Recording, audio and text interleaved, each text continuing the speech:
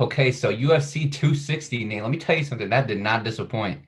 That was a good fight card. I mean, we got to see Sugar Sean O'Malley. He beat Thomas Almeida.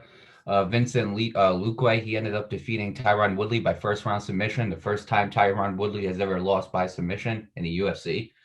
But we're going to the big event, Nate. We're going to the main event. We're going to the big fight. And I mean big literally because it was a heavyweight championship fight. Stipe Miocic versus Francis Ngannou. Not one, but two. Look, man, we both predicted Stipe Miocic due to the fact that we haven't seen Francis go to distance, and we thought it was going to go to distance, and we just didn't know if Francis was going to be an improved fighter from what he was 3 years ago. Let me tell you something, Nate, okay? Francis said, all you can talk sports, shut your mouth and watch me knock him out cold. And that's what he did. That's what he did. We got to give credit to Francis. Look, I got to give a lot of credit to Francis, okay? From his journey to the UFC, not only that, but from his first loss and how he just improved since then. Look, the one improvement that I seen, right? And it wasn't even the knockout because we knew he had that power. Like we said, he has the same amount of power as a Ford Escort. I don't want to get hit by a Ford Escort. I don't want to get hit by Francis Ngannou. It's just the way it is. Okay. I noticed his improvement when Stipe tried to take him down. When Stipe tried to take him down, right? Stipe was having a hard time. He was having a hard time taking him down when versus the first fight where he just easily took him down because Francis was, tired. You get what I'm saying? Francis was tired. He let Francis just continue swinging for the first round. By the second round, Stipe was able to take him down and end up controlling the whole fight. What I respected most about Francis was he was so much more patient this fight than he was 3 years ago. He was patient. Instead of just swinging for the fences, he knew exactly what type of hit he wanted to punch him with, and he did it. I'm going to read the stats real quick just to prove my point. Francis Ngannou, okay? Last fight, Stipe Miocic, he only threw 13 strikes that whole fight. He landed 12 out of 13, which is good, no doubt about it. Francis Ngannou, he threw 56 punches. He landed 36, and that is a 64% accuracy rate. Let's go with that. So when you really look at it, Nate, Francis really did improve from 3 years before. He was more patient, which was something that you really need to beat Stipe with. His takedown defense has gotten a lot better. And then not only that, Nate, not only did he defend his takedown, he ended up finding a way to get behind Stipe, grabbing him, and then he tripped Stipe and took him down. I was like, okay. I was like, Francis been working in the gym for 3 years.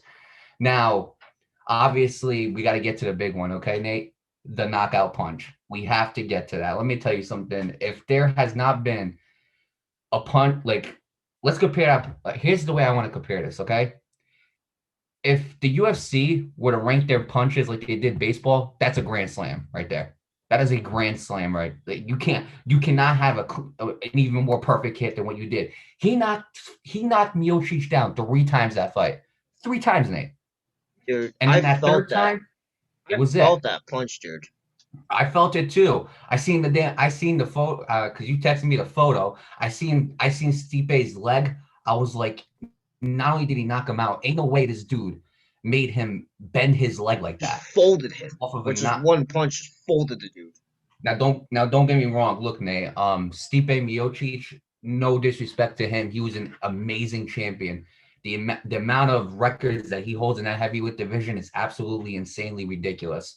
A lot of fight night bone. I think he has like the most. I think he has like the most performance of the night bonuses or whatever like that, or most fight of the nights or something like that. I can't remember. He has a lot of records, and Stipe, not only that, he's a volunteer firefighter.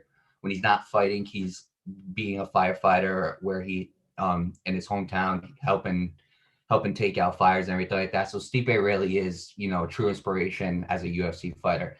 Same thing with Francis Ngannou, though. We're talking about a guy who, was homeless before getting into the UFC, ended up working on his craft in the UFC.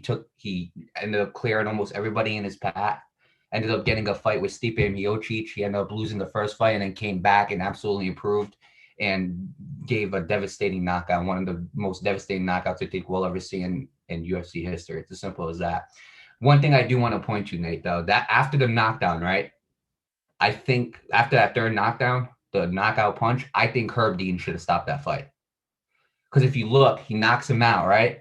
And then and then Francis comes back and then hits him on the ground with one more bomb. Now that's not Francis's fault. And the reason why is because you're taught to continue hitting the fighter until the ref pulls you off of him.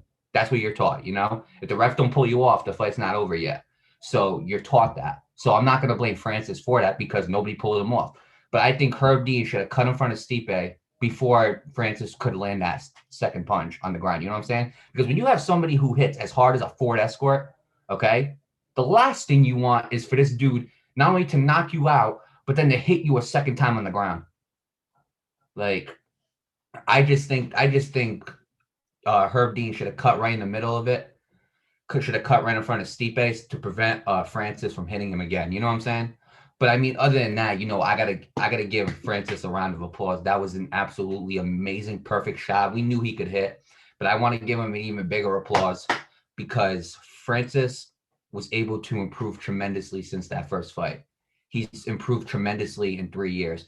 And now he's the UFC heavyweight champion. Not only is the UFC heavyweight champion, he is the third African champion in the UFC. So congratulations. I think Africa is being represented very well by Kamaru Usman, Israel Adesanya, and Francis Ngannou. I think they're representing that. I think they're representing that continent pretty well.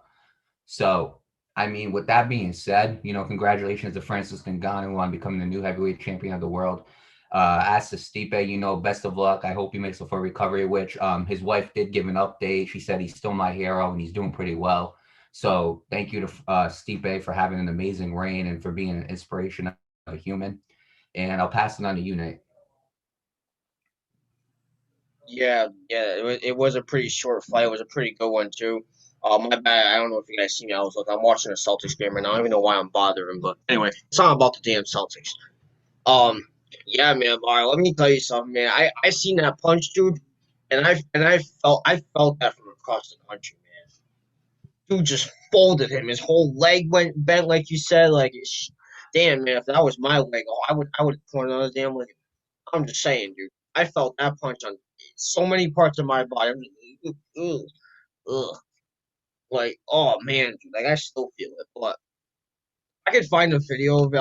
I'll link it in the description down below. That was a punch heard around the world, man, or not even heard. It was felt. No, that distinction goes to the slap heard around the world. That's a whole nother thing. But Let me tell you something, Nate, okay? Everybody can keep on making like giving their opinions on who the baddest man on the planet is. Let me tell you something. I think it's undebatable at this point. I think that right there, Francis Ngannou, is the baddest man on the planet. He holds a yeah, record for the hardest punch. He's the hardest puncher, I think, in UFC history, not just now, but in history. yeah. I think that's the baddest man on the planet right now. That is the one man that I wouldn't want to pick a fight with. Now a lot of you I'm not guys, gonna do it.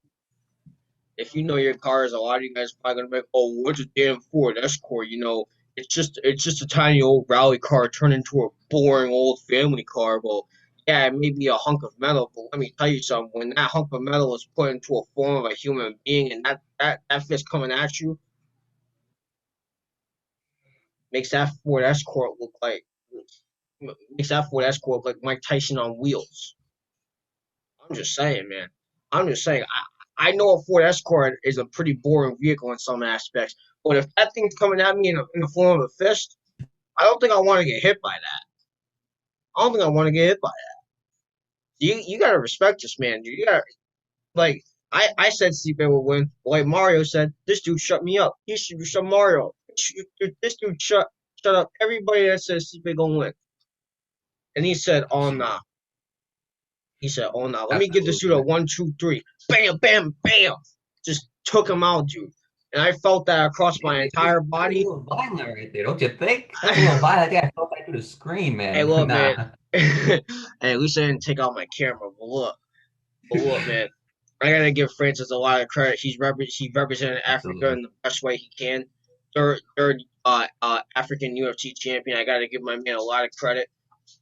Keep representing Africa the way you do. So I wish him the best of luck in his Yeah. reign. He's gonna be a very, very good champion, and I'm gonna tune in to watch Right. his fights. He's And gonna be very good. that's one more As thing. for Stipe, I wish him the best of luck too. Like you said, he's a volunteer firefighter, which I think is really, really cool. I think if you guys have a chance at helping out your community, definitely go for voluntary help. That's something Absolutely. a lot of communities could use help for, especially in these times with COVID, and a lot of businesses are falling and failing because of the economic downside because of COVID. Like a lot of communities could use help. So if you can, I'm not saying you have to. You don't have to take my word for it. That's fine as well. But if you can, do try your best to help your community out by being voluntary.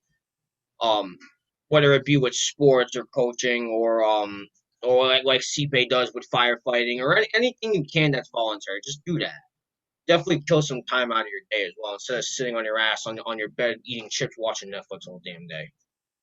Right. That's something that I should be doing so or should not be doing. Anyway, with that being said, I do wish Francis Ngannou the best of luck as champion. I wish Right. Stipe the best of luck as a fighter and as a person. I wish both people the best of luck in their lives because Right. they're very Both very good fighters. both Absolutely, respectable heavyweights. absolutely. Absolutely. And just one more thing before we end this, because during the press conference, and this has been talked about a lot, just in case people don't know, Francis Ngannou, he said himself that he like basically, I'm a paraphrase, but he said he prefers to fight John Jones next because if you remember, John Jones is moving up to heavyweight, so he prefers to fight John Jones next. That's going to be a fight. That is going to be a fight. That's going to really test Francis as a champion. Your first challenger, just the GOAT of the UFC. It's as simple as that. And you guys can If say it's Khabib and everything. Personally, I think John Jones, but you know what? You can make a case for both. That's a different story for a different time.